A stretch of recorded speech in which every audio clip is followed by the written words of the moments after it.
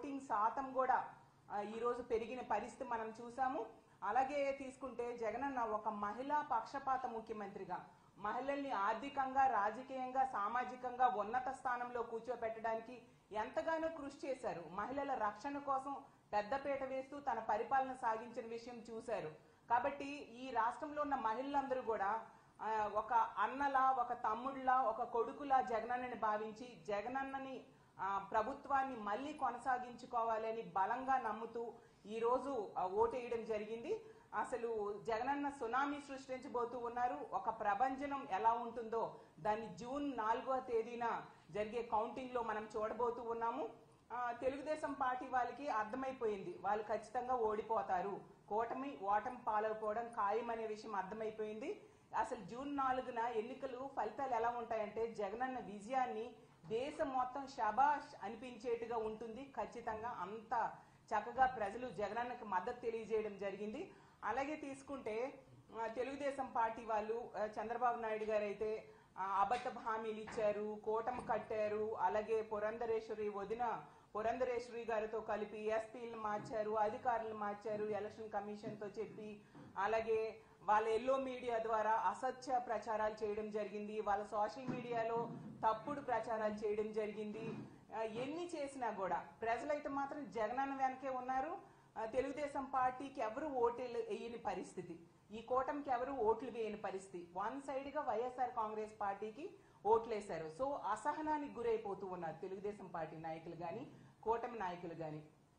ఒక ఫ్రస్ట్రేషన్, ఎలాగూ కూటమి ఓడిపోతుంది అనే విషయం అర్థమైపోయి ఇన్ని చేసినా కూడా గెలవట్లేదు అనే విషయం కూటమి మనుషులకి, వాళ్ళ కార్యకర్తలకి అర్థమైపోయి దాడులకి పురుగొల్పుతూ ఉన్నారు.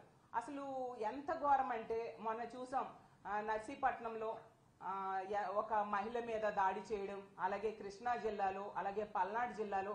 అంటే ఇలాంటి దాడులకి పురుగొల్పుతూ వాళ్ళ అక్కసని, వాళ్ళ బాధని ప్రజల మీద, అంటే వైఎస్ఆర్ కాంగ్రెస్ పార్టీకి సపోర్ట్ చేసిన ప్రజల మీద తీర్చుకుంటూ ఉన్నారు. అసలు ఇది చాలా దారుణం, దీన్ని మేము తీవ్రంగా ఖండిస్తూ ఉన్నాం. అసలు మనం ప్రజాస్వామ్య దేశంలో ఉన్నామా లేదా అన్నట్టుగా వీళ్ళ ప్రవర్తన ఉంది. వాళ్ళు అధికారులు మార్చుకున్నారు, వాళ్ళ సపోర్ట్ తో ఎన్నో దౌర్జన్యాలు గురి చేయడం జరిగింది. అంటే ఇప్పుడు అంటే ఎలక్షన్ కోడ్ ఉంది, ఎన్నికల కమిషన్ అధికారంలో ఉంది కాబట్టి ఈ టైంలో ఏమైనా చేసేద్దాం, ప్రజల మీద ఏ దాడులైనా చేసేద్దాం అన్నట్టుగా తెలుగుదేశం పార్టీ వాళ్ళు చేస్తూ ఉన్నారు. దీన్ని ప్రజలు చూస్తూ ఊరుకోరు అనే విషయం గమనించాల్సిందిగా కోరుతున్నాను. మీరు అప్పుడు అధికారంలో ఉండేప్పుడు సరైన పరిపాలన ఇవ్వలేదు కాబట్టే ప్రజలు 19లో మీకు బుద్ధి చెప్పడం జరిగింది. ఈ 24 ఎన్నికల్లో కూడా మీకు ఖచ్చితంగా బుద్ధి చెప్పారు. అసలు తెలుగుదేశం పార్టీ అంటే, టీడీపీ అంటే తెలుగుదేశం పార్టీలా లేదు. ఈ రోజు ప్రజల మీద ఈ దాడులను చూస్తూ ఉంటే తెలుగు డెకాయిడ్స్ పార్టీలా ఉంది అనేసి ప్రజలు అనుకుంటూ ఉన్నారు. ఒక టీడీపీ అంటే తెలుగు దండుపాల్యం పార్టీలా దాడులు చేస్తూ ఉన్నారు. అలాగే టీడీపీ అంటే తెలుగు దుశ్శాసనల పార్టీలా మహిళల మీద దాడి చేస్తూ ఉన్నారు. టీడీపీ అంటే తెలుగు దొంగల పార్టీలా మహిళల తాలూకా బంగారు ఆభరణాలు కూడా ఈ దాడుల్లో దోచేసుకుంటూ ఉన్న పరిస్థితి చూసాం. ఒక టీడీపీ అంటే తెలుగు దుర్మార్గుల పార్టీలా ఈ రోజు బిహేవ్ చేస్తూ చాలా దుర్మార్గంగా వృద్ధుల మీద కూడా దాడులు చేసే పరిస్థితి మనం చూసాము. అలాగే టీడీపీ అంటే టెర్రరిస్ట్ డెకాయిడ్ పార్టీలా బీసీ, ఎస్సీ, ఎస్టీ మైనారిటీల మీద చాలా దారుణంగా దాడులు చేస్తూ ఉన్నారు. మేము చాలా తీవ్రంగా దీన్ని ఖండిస్తూ ఉన్నాము. అసలు మీ ఇళ్లలో ఆడవాళ్ళు ఉండరా? ఇలాంటి పనులే గాని వాళ్ళ మీద జరిగితే మీరు సహించగలరా? మీ అక్క చెల్లెమ్మలకు గనుక ఇలాంటివి జరిగితే ఇది చాలా దారుణం కాదా? ఇప్పుడు తీసుకోండి, నర్సీపట్నంలో అయ్యన్న పాత్రుడు గారి అనుచరులు ఆమె ధర్మసాగరం, నర్సీపట్నం మండలంలో ధర్మసాగరము గ్రామంలో పాలమూరు రాజకుమారి అనే మహిళ, ఆమె వాలంటీర్ గా పనిచేసి ఆమె రిజైన్ చేసేసి వైఎస్ఆర్ కాంగ్రెస్ పార్టీకి సపోర్ట్ చేసింది. జగనన్న వల్ల మేలు పొందింది కాబట్టి సపోర్ట్ చేసింది. అందులో తప్పేముంది? ఇది ప్రజాస్వామ్య దేశం. నచ్చిన పార్టీకి సపోర్ట్ చేసుకోవచ్చు, నచ్చిన వాళ్ళకు ఓటేసుకోవచ్చు. అర్ధరాత్రి ఒంటరి మహిళ మీద ఇంట్లో జ్వరబడి జుట్టు పట్టుకొని ఈడ్చి చెప్పలేని ప్రదేశాల్లో తంతూ ఆమెకి ఎంతో బాధించి దుర్మార్గంగా బిహేవ్ చేశారు ఈ తెలుగుదేశం పార్టీ వాళ్ళు. ఎందుకంటే వాళ్ళకి ఓటమి భయం పట్టుకున్న పరిస్థితి మనం చూసాం. అలాగే అడ్డొచ్చింది ఒక వృద్ధ మహిళ, ఆమె చెవిలోవి కూడా లాగేసుకొని ఆమె మీద కూడా దాడి చేయడం జరిగింది. అసలు ఇది ఎంతవరకు సమంజసం? అయిన పద్ధతి గారు మీకు ఒకటే చెప్తూ ఉన్నాను, మీకెలాగూ మహిళలంటే గౌరవం లేదు, ఎప్పుడూ మహిళల గురించి చాలా అసభ్యంగా మాట్లాడుతూ ఉన్నారు మీరు. అలాంటి వ్యక్తులు మీ అనుచరులకు అదే సందేశాన్ని ఇస్తూ ఉన్నారా? మరి మీ ఇంట్లో ఆడవాళ్ళు కూడా ప్రచారం చేశారు కదా, మరి వాళ్ళ మీద కూడా ఎలాంటి దాడులు చేయమన్నా మీరు మెసేజ్ ఇస్తూ ఉన్నారు. ఎందుకు మీ అధినేత అయిన చంద్రబాబు నాయుడు గారి కుటుంబంలో కూడా ఆడవాళ్ళు ప్రచారం చేశారు కదా, మరి వాళ్ళ మీద కూడా ఎలాంటి దాడులు చేయండి అని మీరు మెసేజ్ ఇస్తూ ఉన్నారా? ఇలాంటి సందేశాన్ని మీ అనుచరులకి ప్రజలకి మీరు ఇస్తూ ఉన్నారా అని నేను అడుగుతూ ఉన్నాను.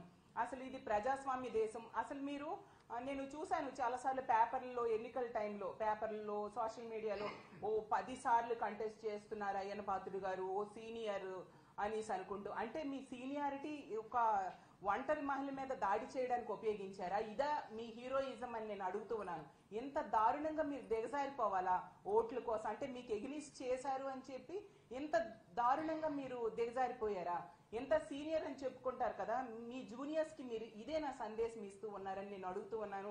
అలాగే తీసుకుంటే ఆ కృష్ణా జిల్లాలో గన్నవరం నియోజకవర్గంలో ఉంగటూరు మండలంలో ఆత్కూరులో వేముల సంధ్యారాణి అనే మహిళ, ఆమె చేసిన పాపం ఏమీ లేదు, వైఎస్ఆర్ కాంగ్రెస్ పార్టీకి ఓటేసింది అంతే.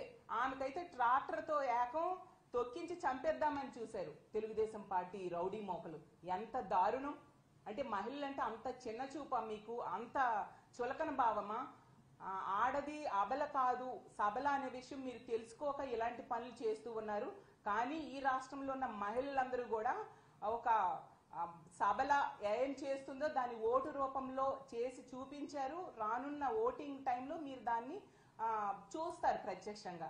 అలాగే తీసుకుంటే పల్నాడు జిల్లాలో గురజాల కాన్స్టిట్యున్సీలో కొత్త గణేశన్పాడు గ్రామంలో అయితే బీసీ ఎస్సీ మహిళలకి 24 గంటలు బంధించి మరీ దాడి చేయడం జరిగింది. అసలు ఆ మహిళలు అయితే గుడిలోకి వెళ్ళి దాక్కున్నారు. వాళ్ళు చేసిన పాపం కూడా ఏం లేదు, వైఎస్ఆర్ కాంగ్రెస్ పార్టీకి ఓట్లు వేశారు. అంటే వైఎస్ఆర్ కాంగ్రెస్ పార్టీకి ఎవరు ఓట్లు వేస్తే వాళ్ళ మీద ఎలా దాడులు చేసేస్తారా? అసలు ఎంత దారుణం! మీరు ఇంతగా దిగజారిపోయి తెలుగుదేశం పార్టీ వాళ్ళు ఎందుకు ప్రవర్తిస్తూ ఉన్నారో అర్థం కాని పరిస్థితి రాష్ట్రంలో నెలకొని ఉంది. అలాగే తీసుకుంటే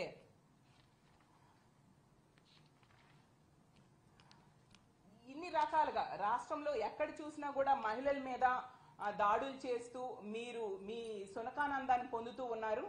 మెయిన్ కారణం ఏంటంటే తెలుగుదేశం పార్టీ కూటమి ఓడిపోతుంది, అందుకు ఫ్రస్ట్రేషన్ లోనే ఇలాంటి పనులు చేస్తూ ఉన్నారు.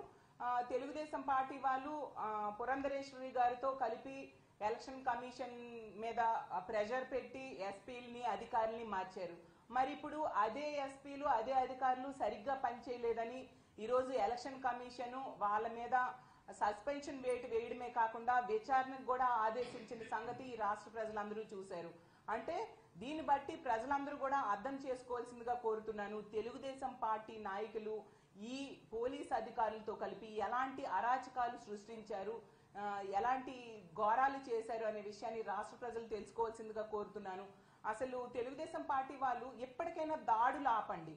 మనం ప్రజాస్వామ్య దేశంలో ఉన్నాం, చర్యకి ప్రతి చర్య తీసుకోవడం చాలా ఈజీ.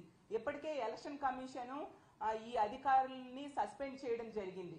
కానీ హింసకి ప్రతిహింస అనేది సమాధానం కాదు అనేసి మిగతా ఎదుటి వాళ్ళు ఆగుతున్నారు అనే విషయం మీరు అర్థం చేసుకోవాలి.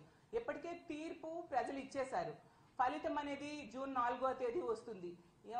మీకు ఏ బాధ్యత ప్రజలు ఇస్తే దాన్ని నిర్వర్తించండి. అది మానేసి ఇలాంటి హింసకి పురికొల్పడం ఎంతవరకు సమంజసమని మిమ్మల్ని నేను ప్రశ్నిస్తూ ఉన్నాను. అసలు ఈ దాడులకి హింసకి ముఖ్యంగా మహిళల మీద దాడులు చేయడము, హత్యాయత్నాలు చేయడము వీటన్నిటికీ ముఖ్య కారణం ఖచ్చితంగా చంద్రబాబు నాయుడు గారి డైరెక్షన్ అని నేను బలంగా నమ్ముతూ ఉన్నాను. రాష్ట్ర ప్రజలు కూడా బలంగా నమ్ముతూ ఉన్నారు. ఎందుకంటే చంద్రబాబు నాయుడు గారు మహిళలంటే గౌరవం లేదు, మహిళల్ని ఎన్నో హామీలు ఇచ్చి మోసం చేయడం జరిగింది. అతను అధికారంలో ఉండేప్పుడు మనం చూసాం, మహిళలకి రక్షణ లేని పరిస్థితి ఉండేది. ఒక రిషితేశ్వరి విషయం తీసుకున్నా, ఒక వనజాక్షి విషయం తీసుకున్నా, అలాగే మన పెందుర్తిలో ఒక గిరిజన మహిళకి జుట్టు పట్టుకొని ఈడ్చి కొట్టిన సంగతి మనం చూసాము. అలాగే కాల్మనీ సెక్స్ ర్యాకెట్ లో ఎంతమంది తెలుగుదేశం పార్టీ గోండాల దౌర్జన్యాలకి మహిళలు బలయ్యారో చూసాము. అలాగే ఏకం చంద్రబాబు నాయుడు గారు అతను స్వయంగా కోడలు మగబిడ్డను కంటానంటే అత్త వద్దంటుందా అని ఆడపిల్ల పుట్టుకునే అవహేళన చేసిన వ్యక్తి అతను. అతని దగ్గర మహిళలకి ఏం గౌరవం ఉంటుంది, మహిళలకి ఏమి రక్షణ ఉంటుంది? ఆ విషయం మహిళలకు కూడా తెలుసు. జగనన్న నాయకత్వంలో జగనన్న ముఖ్యమంత్రిగా మరో 30 ఏళ్ళు ఈ రాష్ట్రాన్ని పరిపాలించాలని బలంగా కోరుకుంటున్నారు. తెలుగుదేశం పార్టీ నాయకులు ఎప్పటికైనా ఈ దాడులు ఆపాల్సిందిగా కోరుతున్నాను. ఎలక్షన్ కమిషన్ కూడా నేను కోరుకునేది ఏంటంటే ఖచ్చితంగా ఈ దాడులు చేసిన వాళ్ళ మీద కఠిన చర్యలు తీసుకోండి. మనం ప్రజాస్వామ్య దేశంలో ఉన్నాము, ప్రజాస్వామ్యాన్ని కాపాడండి, ముఖ్యంగా మహిళల్ని రక్షించండి. మహిళలు అంటే వాళ్ళు బలహీనులు అని భావించొద్దు, వాళ్ళు ఆది పరాశక్తులు అనే విషయాన్ని గుర్తించాల్సిందిగా కోరుతూ ఉన్నాను. ఒకవేళ ఎలక్షన్ కమిషన్ కనుక చర్యలు తీసుకోకపోతే జూన్ 4వ తేదీన ఎన్నికలు కౌంటింగ్ జరుగుతుంది. ఖచ్చితంగా జగనన్న భారీ మెజారిటీతో గెలవబోతూ ఉన్నారు. ఈ మహిళలకి రక్షణకి పెద్దపీట వేసే జగనన్న ప్రభుత్వంలో ఖచ్చితంగా ఇలాంటి దాడులు చేసిన వాళ్ళందరి మీద కూడా కఠినమైన చర్యలు జగనన్న తీసుకోబోతున్నారు. కాబట్టి తెలుగుదేశం పార్టీ వాళ్ళు ఎకనైనా ఈ దాడులు ఆపండి, లేకపోతే చట్టబద్ధంగా మీకు కఠినమైన శిక్షలు రానున్న రోజుల్లో పడతాయనే విషయాన్ని గుర్తెరగండి అని తెలియజేసుకుంటూ, ఖచ్చితంగా మా వైఎస్ఆర్ కాంగ్రెస్ పార్టీ జగనన్న నేతృత్వంలో మళ్ళీ అధికారంలోకి భారీతో రాబోతూ ఉంది. రాష్ట్ర ప్రజలందరూ కూడా సిద్ధమై ఓటులేసి ఉన్నారండి. అది పోలింగ్ సల్ని బట్టి అలాగే పోలింగ్ పర్సంటేజ్ బట్టి ఖచ్చితంగా మేము నమ్ముతూ ఉన్నాము.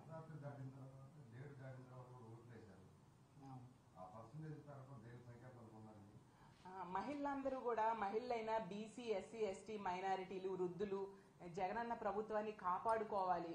అర్ధరాత్రి అయినా పర్వాలేదు, మండు టెండ్ అయినా పర్వాలేదు, జగన్ గారికి ఓటేసి ఇంత మంచి ప్రభుత్వాన్ని, పేదల పక్షపాత ప్రభుత్వాన్ని కాపాడుకోవాలని వాళ్ళు బలంగా నమ్మబట్టి అంత ఎండలో కూడా క్యూ లైన్ లో నిల్చొని ఓటేశారు. ఎర్లీ మార్నింగ్ వచ్చేసారు.